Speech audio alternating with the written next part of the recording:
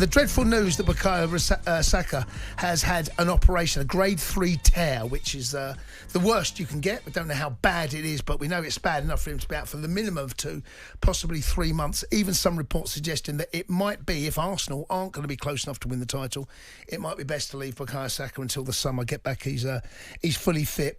Raw. We know, look, when your best player goes, and let's be honest, Odegaard and Saka are the Arsenal's 2 best players.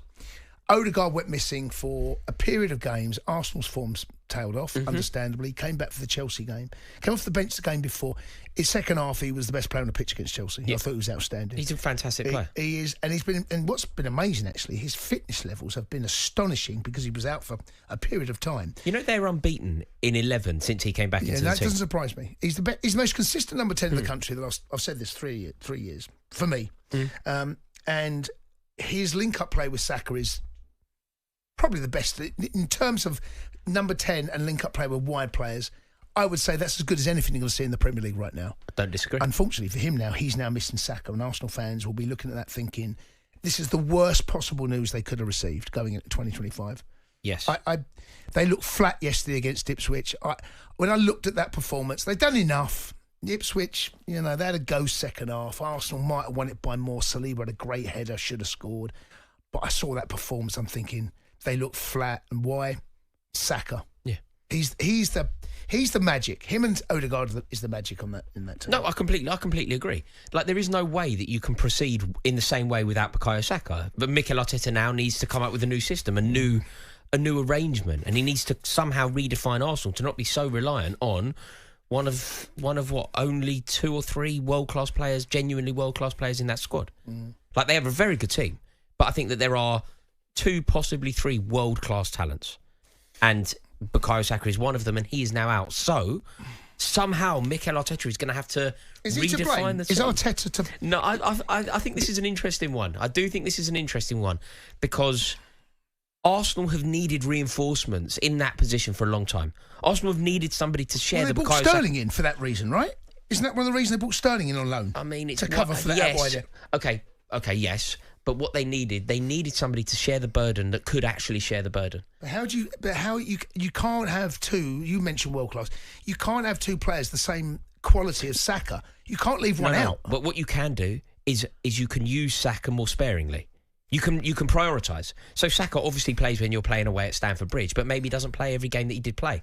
Bearing in mind that Saka is an ever-present for England and ever-present for Arsenal. This is ultimately... Has this injury been coming? Yes, I think it has. Sadly, I think it has, in the way that the Rodri one was. It's not a coincidence that Rodri, who plays basically every minute for Man City and every minute for his national side as well, spoke openly and articulately about the rigorous nature of being a Premier League footballer, and then goes down with an injury like this. I do think that managers have a responsibility to share the burden out a bit. But then the squad has to be strong enough. It has to be strong enough, but he has to assemble a squad that's strong enough. Is it okay? So I'm going to use Spurs, because Spurs' injury list at the moment is an absolute joke. Dragon's saying if he's out, they haven't got a recognised centre half, but they did play. They played Romero, him against Chelsea, and also Van der Ven. The pair of them clearly weren't 100% fit. Yes, they weren't. They've now missed for a period of time. And managers are under so much pressure to get the right result. Look, Big Ange knew that game against Chelsea, he could not afford to lose that game because of the significance that it was. So he's picked players that clearly, if that was Colchester home in the FA Cup, they wouldn't have played. No. We agree on that one, right? Agreed. Right. It's Chelsea at home. Cannot afford to have your best players missing. I need a result. 2-0 up and they still get pumped, right?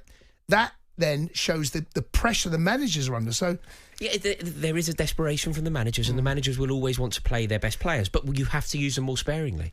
Like Bukayo Saka, over the years, if you were to analyse the minutes that Bukayo Saka has featured for Mikel Arteta, it's unbelievable. I guarantee you the numbers are insane. I guarantee you this, that if you were an Arsenal fan listening to this now, you will know of an example off the top of your head, literally straight away, when you'll go, he should have rested that game. He shouldn't have played that game. Or could have come off in that game. Or he could have come off at 70 minutes when we were 2-0 up. Fairly recently, when they were battering West Ham or whatever. I don't know off the top of my head whether Bukayo Saka played every minute of that game, but my feeling is that he probably did. There are moments where you have to protect and preserve your biggest assets to get them going for as long as possible. And Saka is a great example of this, because he literally doesn't get any time off. Every single minute that Gareth Southgate needed him, he played. Every single minute that Gareth Southgate was England manager, after he made that position his own, he played. So, yes, you have to rotate. You have to make full use of your squad. But then I go back to Arsenal, and I'm not pointing the finger just at Arteta. I'm talking about the club as a whole. To bring a player in on loan to cover that for him, and which Sterling appears to be that player. Yeah. He's hardly played. No. He's hardly seen. I know he's injured right now, but Sterling, it feels like what was the point of that? Sterling was the wrong signing. How did that work? Sterling was the wrong signing. But that was late in the window. But they have to do something. They have to do something more intelligent. These managers, basically, it's got to the stage now where you need two. If you're Arsenal and you want to win the league, you need two world-class players. City have had that historically. City have had two players for every position. Yes, they have, haven't they? And they certainly don't at the moment. And that's part of the reason they're in the predicament they're in. And also those injuries, those players that have come in. Yeah, they've not. There's miles on the clock, and there's years on the clock. Exactly. They've not been able to cope. You know, if the players that they've signed, so for example, I rate Leandro Trossard, but he's obviously incomparable to Saka. But if the players that were coming through had been given more minutes, there would have been less stress on Bukayo Saka, less minutes in Bukayo Saka's legs, and ultimately he would be okay. Because what we're having a situation now where these young, prodigious talents are bursting onto the scene so young, and you look at the minutes that Lamine Yamal has played at the tender age that he's at, and he would have played so many more minutes than, say, the equivalent of, say, Lionel Messi at that age. And players are getting the opportunity more. There's more football now than ever before. Look at the Champions League. There's so many more games. The Champions League group stage is going into the new year. So, yes, I do think that managers, but this is a bit of a new phenomenon. Managers are learning on the job that they really do have to protect and preserve. So, for example, whenever possible, literally whenever possible, Cole Palmer, who is our jewel in the crown, he is our version of Bukayo Saka. Cole Palmer needs to be at home with his feet up, sitting in cotton wool in a bath with lavender. Well, then that's a very good point, and I was going to raise that because at the weekend we could have brought on Felix. I thought his second half performance part. There's been a couple actually. Everton second half. Could he bring on Felix? Could he bring on Cunha? They can both play in that number 10. We only made one substitution against Fulham. Like, it's no surprise to me that Fulham, particularly from 60 minutes onwards, with a more hungry, more fresh, more dynamic team. When they made loads of substitutions and we made one, we brought on Cunha. He's made 4 subs in the last 3 games. 4 subs. Is that the fact? Is that the stat of it? In the last Premier I know League he games. made one in the last match against Fulham, and that felt ridiculous. Bearing in mind, the weird thing is here, Jace, this is the period of the season where, you know, when you talk about like intense periods of a football season, insane. You go Christmas and Easter, don't you? That's when the games come thick and fast. Yes. Christmas and Easter. So if you aren't rotating now, if you aren't making use of your squad now, if you aren't making substitutions now, when are you? And equally, if you aren't going to bring on Joao Felix when you're playing at home and the fixtures are coming thick and fast, if you aren't going to bring him on then, what is he doing at the club? I'd love to know what Arsenal fans feel about this, because some of the Arsenal fans that I follow on social media believe that this has been coming, this potential disaster, and it is a disaster for Arsenal. Your best player, look, Odegaard in there as well, but let's be honest, in terms of the creativity and goals and things, the pair of them work together, but him missing now, between now and potentially March, something like that, that's going to derail any title hopes you thought you had, isn't it? 03717223344. And should Arsenal now go out and make that big plunge? Because the window's open. Rory, you made the point. You'd rather have this information before the window.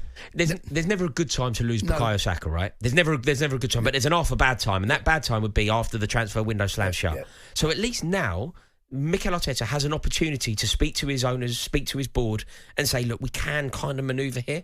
And I don't know what the answer is. Where'd you go in January? You go. I'll tell you where you go. You just go big. Go on. Okay, Mateus Cunha, Danny Olmo, Brian Mbeumo. Like, there are players out there. Right. There are players out there that if you really go for it, like, what's Victor Osimhen doing now? Like, genuinely, Semenyo. What's Victor Osimhen doing now? Gyökeres. But I think we sometimes forget, this is Arsenal Football Club that we're talking about. I don't like giving them I don't like bigging them up too much. But there's no doubt in my mind that a player who's doing the business at Brentford like Mbeumo or Danny Olmo or Gyökeres, there's no doubt in my mind that players like that would have their head turned by a club, the stature and history of Arsenal. On AM, on DAB, via the talkSPORT app and on your smart speaker. talkSPORT.